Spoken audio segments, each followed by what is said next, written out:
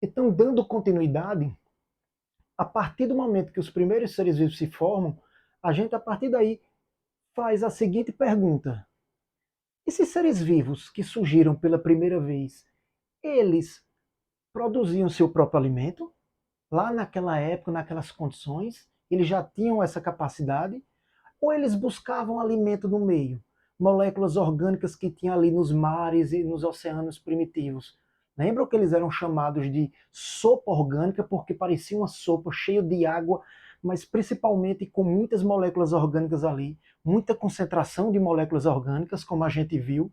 Então surge essa dúvida: de que maneira eles se classificam com relação à obtenção de energia, obtenção de alimento? E aí existe a hipótese, dentro desse contexto, a hipótese heterotrófica e a hipótese autotrófica. Pessoal, a hipótese heterotrófica ela já é superada. Então foca a gente aqui, ó, na hipótese autotrófica. Mas é necessário a gente pelo menos dar uma pincelada sobre a heterotrófica.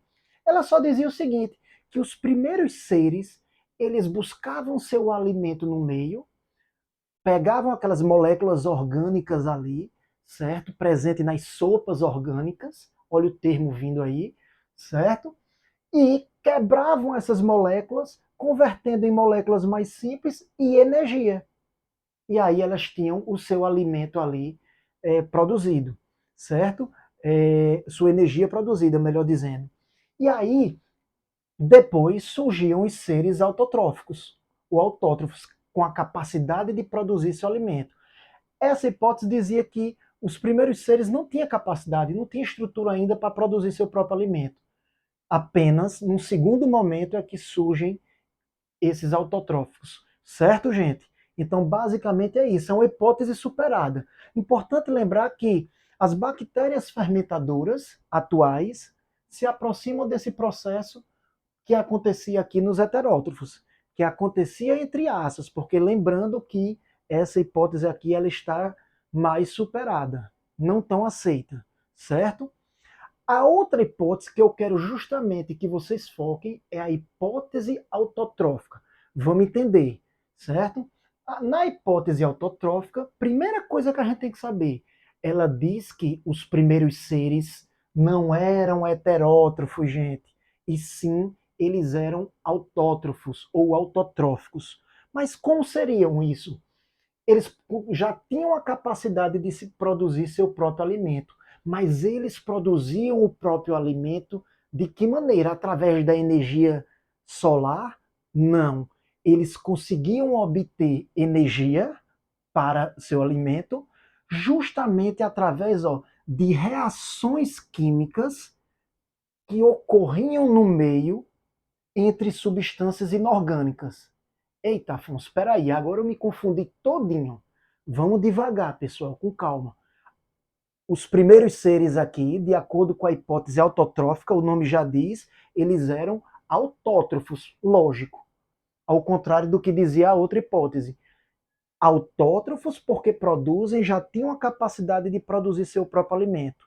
Mas cuidado, eles produziam os primeiros seu próprio alimento, eles obtinham energia a partir de reações de moléculas inorgânicas no meio, principalmente de moléculas de ferro, contendo ferro e enxofre, que é representado pelo S aqui.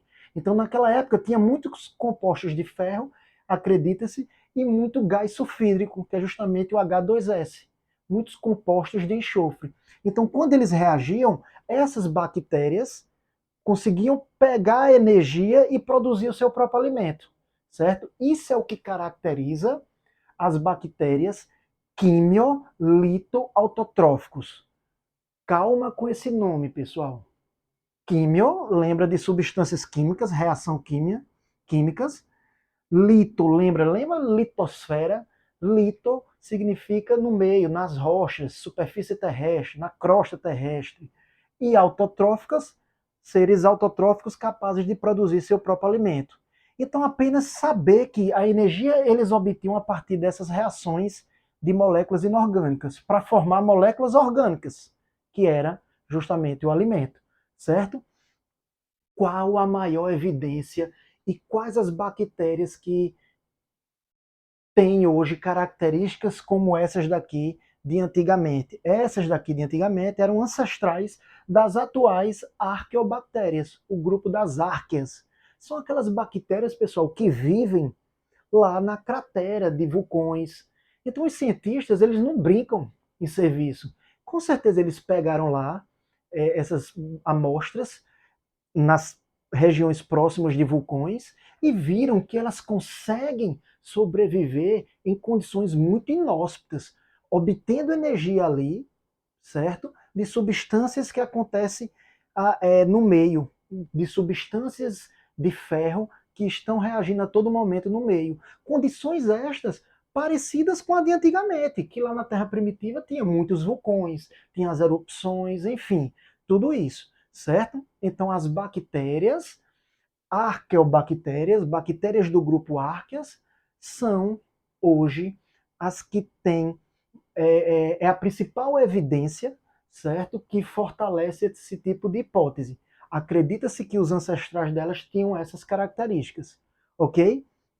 Ainda nessa hipótese, depois que surgiu esse tipo de autotróficas, as quimiolito-autotróficas, surgem os heterótrofos também, realizando aquela tipo de fermentação que a gente acabou de ver anteriormente, produzindo energia a partir de moléculas orgânicas do meio, do mesmo jeito que a gente viu aqui em cima, certo? Num terceiro momento, de acordo com essa teoria, olha aqui para baixo, gente, ó, surgem as fotoautotróficas ou fotossintetizantes. Eita, Afonso, olha, foto não é químio, é foto. Foto lembra luz, né, gente? Exatamente. Aqui surgem as fotossintetizantes, que são justamente as atuais sulfobactérias e cianobactérias. Qual é a diferença em relação às primeiras aqui? A diferença, olha para cá, ó, que a energia que elas utilizam é a energia do Sol. Então acredita-se que em algum momento aparece, surge naquela época, bactérias capazes de pegar a energia do Sol, certo? Reagindo com diferentes substâncias, no caso das sulfobactérias, com o gás sulfídrico, e aí elas podendo, a partir disso, produzir seu alimento. E também reagindo com molécula de água, produzindo seu próprio alimento, no caso das cianobactérias. Então, cianobactérias, elas pegam a energia do Sol e essa energia do Sol vai reagir com água para produzir o alimento delas. Já as sulfobactérias pegam o gás sulfídrico, o H2S, no lugar da água e também reagem com energia luminosa para produzir seu próprio alimento. Então surgem essas bactérias. Então, gente, atenção aqui, pessoal, presta bem atenção. Eu sei que é um pouquinho mais aprofundado aqui, mas o que eu quero passar de mensagem principal é o seguinte, que os primeiros seres vivos, de acordo com a hipótese autotrófica, eles produziam o seu próprio alimento, mas eles produziam o seu próprio alimento não era pela energia luminosa, não utilizavam a energia do sol, certo? Utilizavam a energia, ó, de reações químicas de substâncias inorgânicas. Repetindo, foram as primeiras a surgirem, acredita-se, que é o grupo das arqueobactérias. Mais na frente é que vem as cianobactérias e sulfobactérias que utilizam a energia luminosa. Aí sim, são as fotossintetizantes. Então, muito cuidado com questões que colocam que os primeiros seres foram bactérias fotossintetizantes. Elas estão entre um dos primeiros. Mas o primeiro grupo mesmo acredita-se que tenha sido esse aqui. Beleza? É só esse ponto que eu quero chamar a atenção. Então vamos aprender isso, vamos se familiarizar com esses nomes, nem que seja na marreta e na talhadeira. Vamos para frente, gente. Vamos que a gente consegue. Não vamos deixar o desânimo bater. Beleza? Pessoal, então na sequência, um quarto momento, surge que uma pesquisadora chamada Lynn Margulis, ela chama de holocausto do oxigênio. O que seria esse holocausto do oxigênio, pessoal? partir do momento, gente, que eu falei para vocês que surgiram as bactérias fotossintetizantes, os primeiros seres vivos eles eram fotossintetizantes, ora, as cianobactérias, quando começam a produzir seu alimento através de energia solar junto com água, elas começam a produzir oxigênio, liberar oxigênio no ar. Ô Afonso, mas antes não tinha oxigênio, não? Não, pessoal, não tinha oxigênio antes. Em nenhum momento eu falei de processos envolvendo oxigênio. Então, nesse momento, nesse período da época, a atmosfera começa a se encher de oxigênio e aí surge uma fase, um período chamado Holocausto do Oxigênio. Por quê? Porque o oxigênio na época ele estava em quantidade tão grande na atmosfera que ele chegou a destruir, eliminar vários seres vivos ali que não conseguiam sobreviver na presença do oxigênio, que seria hoje as bactérias anaeróbicas, né? São aquelas bactérias que só conseguem viver em ambiente com baixa quantidade de oxigênio ou quase nada, certo? Então, repito, surgem os fotossintetizantes. Ora, se surgiu a fotossíntese, fotossíntese libera o quê? Oxigênio no ar. Quando começa a atmosfera na Terra primitiva se encher de oxigênio, esse oxigênio começa a ser um poluente, começa a agir como um poluente, ele começa a ser tóxico em grande quantidade para muitos seres vivos. Então foi uma época, o holocausto do oxigênio, por isso que o nome holocausto, que houve uma morte de uma grande quantidade, por isso que holo, né? Uma grande quantidade de seres vivos ali acabaram morrendo pela presença tóxica do oxigênio. Com o passar do tempo, pessoal, alguns seres vivos começaram a pegar esse oxigênio e dizer o seguinte: opa, esse oxigênio aqui ele não faz mal a mim mais não, porque eu tenho mecanismos de proteção, eu tenho enzimas que nos protegem desse oxigênio, e eu vou pegar esse oxigênio e vou simplesmente fazer com que ele reaja com moléculas orgânicas do meio para produzir energia. Eita, Afonso, volta um pouquinho aí. Vou voltar agora, gente. Presta bem atenção. Passado o Holocausto, vários seres vivos morreram por conta do oxigênio, né? O que é que acontece? Alguns seres vivos que sobreviveram começam a adquirir a capacidade de se proteger contra o oxigênio. Começa a adquirir enzimas que conseguem neutralizar a ação do oxigênio, a ação oxidante. E aí, essas enzimas fazem justamente o contrário. Essas enzimas pegam o oxigênio, vem cá, oxigênio. E aí, pega esse oxigênio e faz ele reagir, olha para cá, para baixo, com moléculas orgânicas. E aí, essas moléculas orgânicas, ao reagir com o oxigênio, elas são oxidadas, são quebradas e ocorre liberação, olha aqui, ó, lá embaixo, liberação de energia. E aí, liberando energia, isso é bom para eles, para os seres vivos na época. Beleza, gente? Então, por um certo momento, o oxigênio foi um gás bastante tóxico. Depois, alguns seres vivos conseguiram mecanismo para se proteger contra ele. Beleza? Notem, pessoal, que quando o oxigênio surge, surge esse processo chamado de respiração aeróbica, que a gente conhece, que é justamente os seres começam a depender do oxigênio para poder sobreviver, certo? Então, até então, as bactérias sempre foram procarióticas, né? Ó, foram procariontes. As bactérias, perdão, gente, os primeiros seres vivos foram procariontes, tanto na hipótese heterotrófica como também na autotrófica. Seres procariontes. Porque em nenhum momento eu falo em organização celular, membrana plasmática, núcleo, nada disso a gente falou. Então eles eram procariontes. Seres com organização celular muito rudimentar, né? Muito simples ainda. Eu não falo, na verdade, em organelas citoplasmáticas. Né? Tinha uma organização celular aqui, nesses primeiros seres vivos, tinha. Mas o que não tinha era a presença de organelas ali, uma estrutura mais complexa. Então a hipótese autotrófica, como também a heterotrófica, traziam que eles eram todos procariontes. Por isso que acredita que eram bactérias. E aí cada um com sua ideia, certo? Com sua organização. Em nenhum momento, até aqui, ó, o aparecimento da respiração aeróbica, eu falo na presença do oxigênio nesses mecanismos. Então, para a hipótese heterotrófica, elas eram anaeróbicas. Procariontes e anaeróbicos. Não é isso?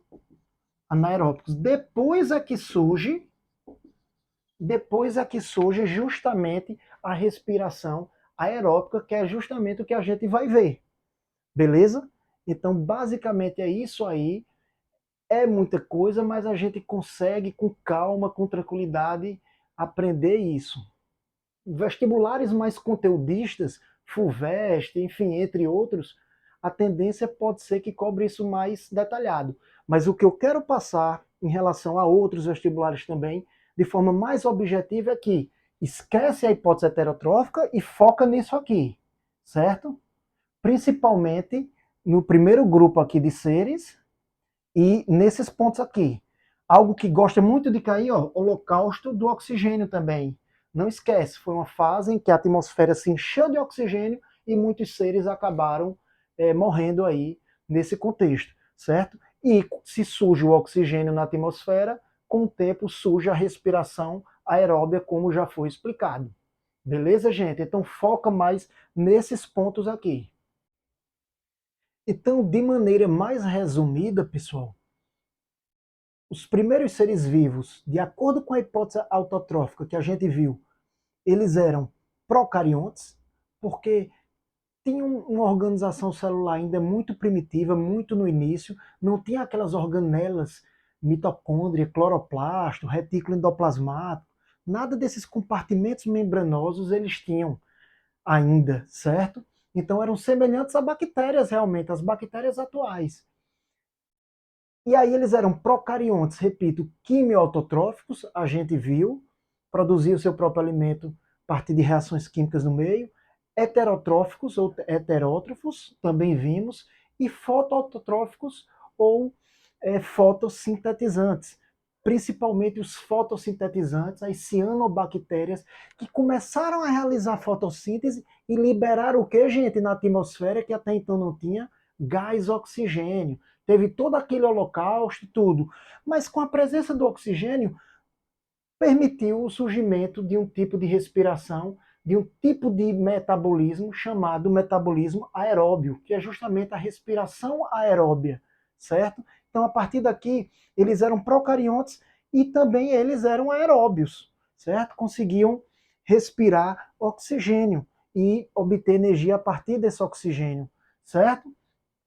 E aí, pessoal, o que é que acontece? A gente avançando na escala de eventos, os procariontes, em algum momento, eles começaram, pessoal, a partir da sua organização simples, eles só tinham uma membrana plasmática com o citoplasma lá dentro, eram só isso. Mas aí começa a acontecer o quê? Acompanha comigo. Essa membrana plasmática, progressivamente, ela vai, ó, penetrando na célula e formando diversos compartimentos membranosos aqui, que são as famosas organelas citoplasmáticas que a gente conhece hoje, certo? Quando começa a haver esse processo, surgem os primeiros eucariontes, os eucariontes primitivos, certo? Passando mais para frente no processo de transformação gradual, o que é que acontece? Surge um novo evento, um evento marcante, e aí cai muito em prova, gente. Prestem bem atenção. Nesses seres eucariontes primitivos, além deles começarem a invaginar, né, haver uma entrância aqui, uma reentrância da sua membrana, aumentando aí, ó, à medida que a membrana penetra, aumenta a superfície de contato entre essas células com o meio, então mais substâncias penetram, nutrientes, e tende a sair substâncias que são mais tóxicas para as células, então elas vão se desenvolvendo, vão se transformando, vão ficando mais especializadas. Mas aí é nesse momento que surge também, pessoal, um evento que é justamente o evento da simbiose. O que seria isso? Naquela sopa orgânica ali nos mares que a gente viu e oceanos primitivos, procariontes aeróbios que a gente viu aqui, né?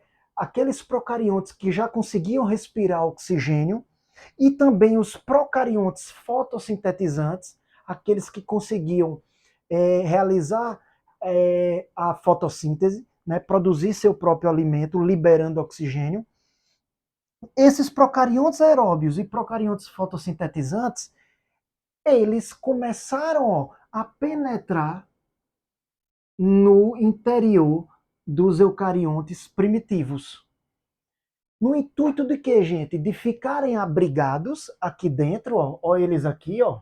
Os dois que estavam aqui, eles penetram, esses procariontes, né, na célula eucariótica primitiva. E aí eles permanecem aqui dentro, adquirindo abrigo, eles conseguem abrigo.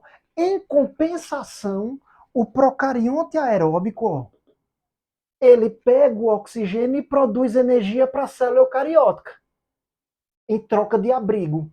Já o procarionte fotossintetizante está aqui, ele consegue realizar fotossíntese também em troca de favor, no caso de ficar aqui dentro protegido, em troca de abrigo também, certo? E aí ele consegue realizar fotossíntese produzindo alimento para a própria célula eucarionte. Vejam que há aqui uma relação de simbiose, de metabolismo. Esses procariontes iniciais, que foram aqueles primeiros que a gente viu, eles conseguem, repito, penetrar na célula eucarionte e eles dizem assim para a célula eucarionte: olha, a gente vai ficar aqui dentro e a gente vai realizar fotossíntese produzindo alimento e vai produzir energia através da respiração aeróbia, liberando energia para você. Em contrapartida, você me dá aí abrigo. Então houve essa troca de favores. E é nesse momento, gente, que surge justamente as células eucarióticas, os eucariontes atuais. E esses eucariontes atuais deu origem a novos seres com organização celular mais complexa, contendo organelas especializadas aqui, aí vai surgindo os retículos endoplasmáticos, enfim. Esses seres, aos poucos também na Terra primitiva, começam a se aglomerar e aí começa a haver um processo bem mais amplo na escala evolutiva chamada multicelularidade. Aqui embaixo, eles começam a se agrupar, começam a haver uma dependência entre um e outro e vão ficando especializados. E aí começa a formar os seres multicelulares, certo? Então, essa teoria que defende isso aqui chama-se teoria endossimbiótica ou simbiogênese, ou simbiogênica, perdão. Vamos aprender biologia a partir ao pé da letra. Endo significa o que, gente? Dentro, simbiótica, lembra simbiose, troca de favores.